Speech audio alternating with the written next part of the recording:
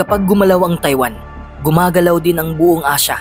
At kung may mangyaring mas malala tulad ng pag-atake ng China, hindi lang Taiwan ang maapektuhan. Pati ang Japan, kahit ayaw nilang pumasok sa giyera, ay mapipilitan silang kumilos. Pero bakit? Ano ang koneksyon nila sa isa't isa? At bakit napakahalaga ng Taiwan sa seguridad ng Japan? Sa video na ito, titingnan natin ang mga dahilan kung bakit hindi pwedeng manatiling tahimik ang Japan kapag umatake ang China sa Taiwan at paano nito mababago ang balanse ng kapangyarihan sa buong rehiyon.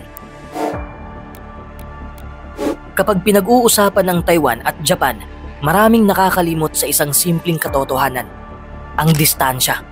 Ang Taiwan ay napakalapit sa Southern Islands ng Japan. Halimbawa, ang Yonaguni Island, ang pinakakanlurang bahagi ng Japan, ay nasa 110 kilometers lamang mula sa Taiwan.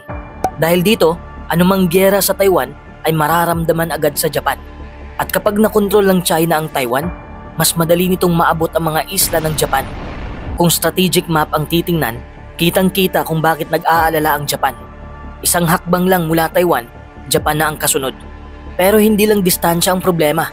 May mas malalim pang dahilan kung bakit kailangang kumilos ng Japan. Matagal nang may kasunduan ang Japan at Estados Unidos, ang US-Japan Security Treaty.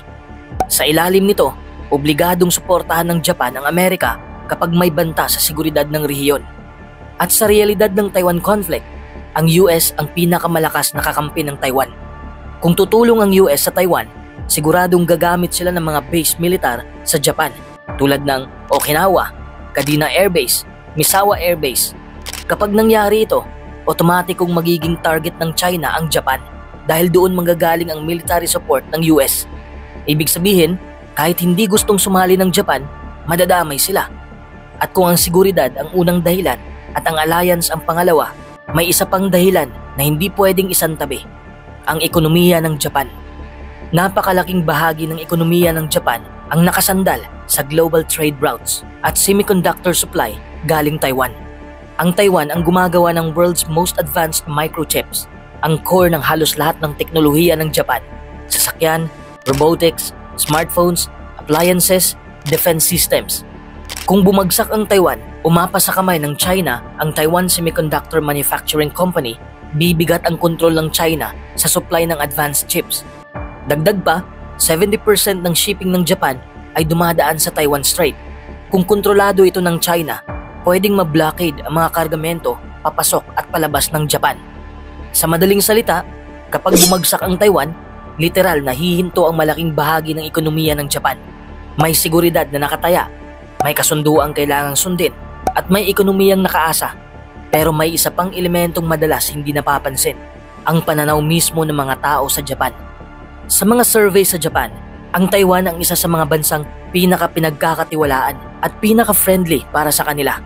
Maraming Japanese ang may simpatya sa Taiwan, may historical connection, at naniniwalang mahalaga ang Taiwan sa stability ng buong Asia Pacific.